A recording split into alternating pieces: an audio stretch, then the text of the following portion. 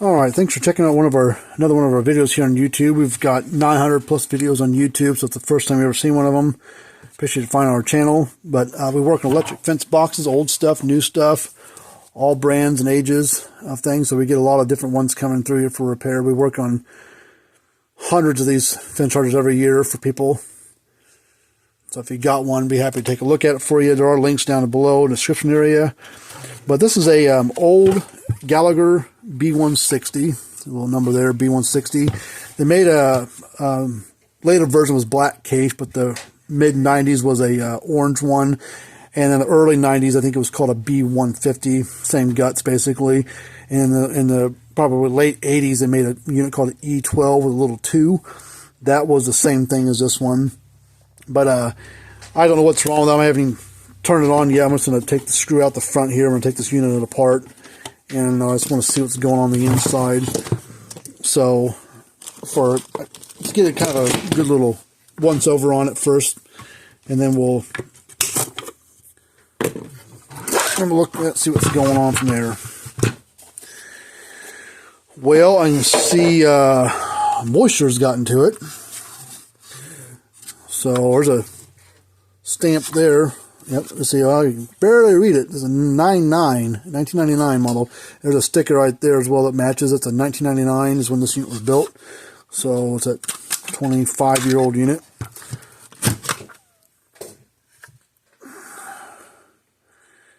See the corrosion right there. So this has got moisture in it.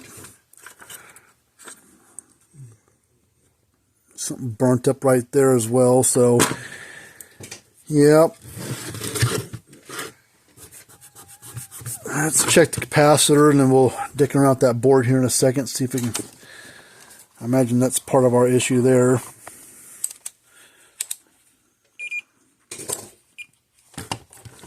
Alright, this capacitor here is a 20 microfarad capacitor, rated 19.3, so it's pretty good. This is an original capacitor too. It's the old beige colored one. They went to a blue one later on. The blue one's what they use now that you can see in there. This is a Plessy Ducon, which is an Australian company.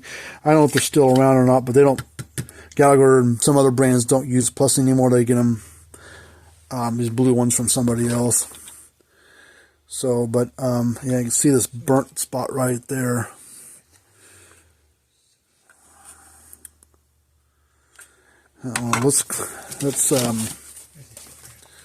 Let's clean this up a little bit, and then we'll hook up the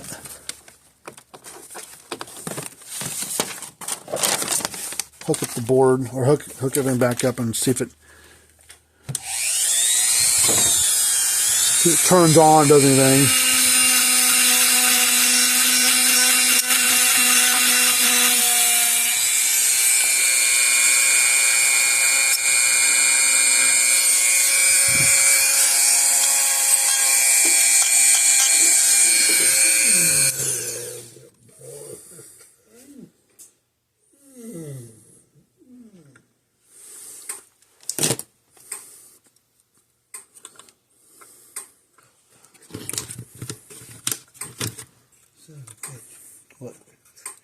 Oh, I noticed when I was trying to turn on earlier before I made the video, I couldn't turn the switch piece here. See how it moves nice there. This piece right here grabs a hold of the switch here, and it wouldn't move. And moisture's gotten in this thing. See this corrosion right there? It probably came in right through there, got across that switch, and that's why the dumb thing, the switch isn't moving. I don't know if we can free that switch up or not. We have to spray some love juice on there and see if we can get the thing to break loose.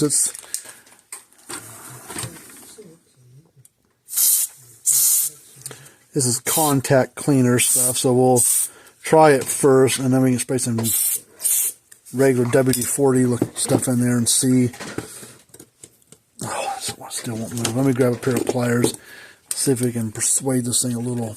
Oh, there it goes. That switch finally moved.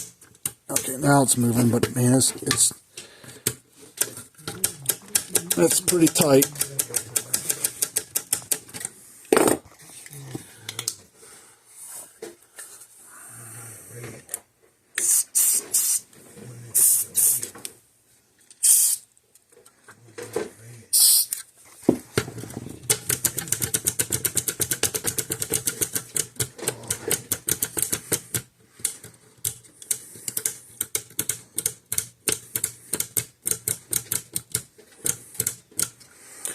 Alright, let me get a can of air and blow all that crap off there.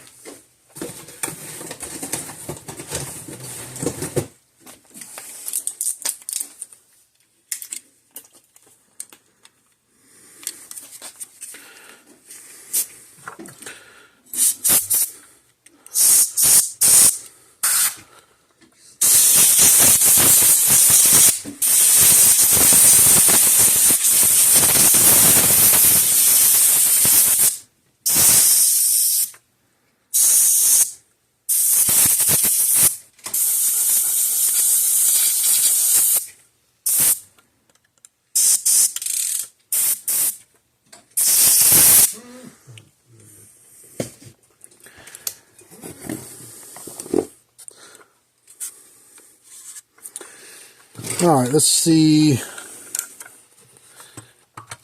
Having luck with this.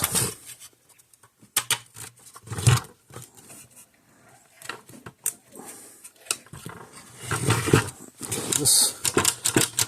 Alright, it turns on and off like it's supposed to. The switch stuff does. Well, this is a 12 volt model, so we'll get our power supply set to about 13 volts. Put our power or we'll hook our leads up to it. Alright, before I turn it on, those leads clips are going to look pretty crusty. Make sure we're getting 13 or so volts at the board before we turn it on.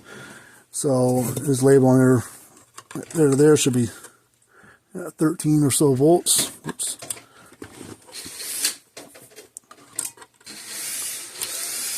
Alright, so we know the clamps and wires are good. Let's hope for the best, see what happens.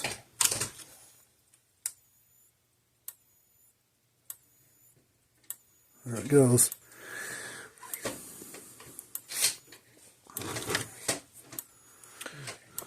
Let's kind of spark it jumps.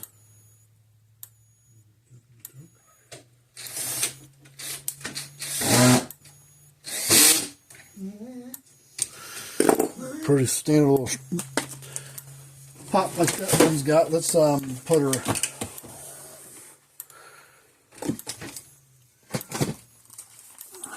Turn our meter on. Let's turn this unit off for a second. Let's get it.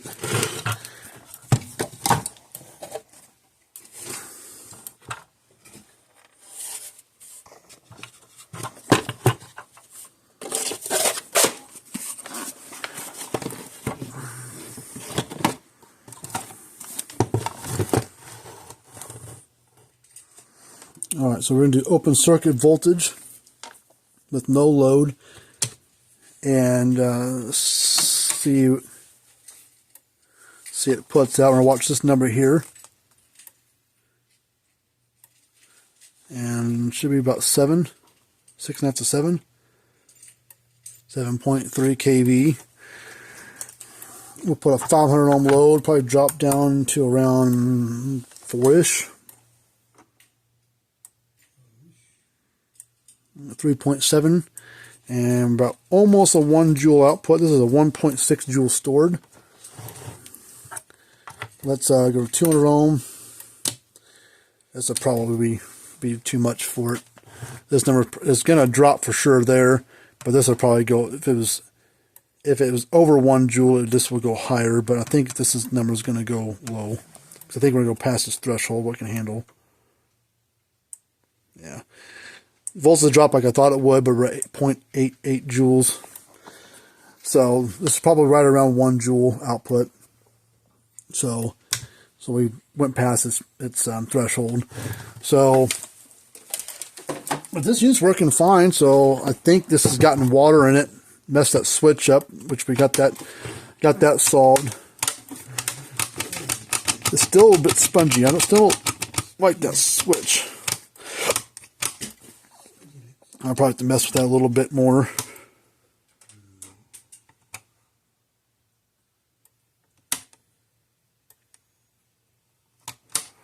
Okay, probably mess around with that switch a little bit more, spray some more stuff in there, and we'll try to see if that'll help it out some. because the only other way to fix that, I don't know if, I'm sure we can find a switch. I know we can find a slide switch like that, but the way that it's angled,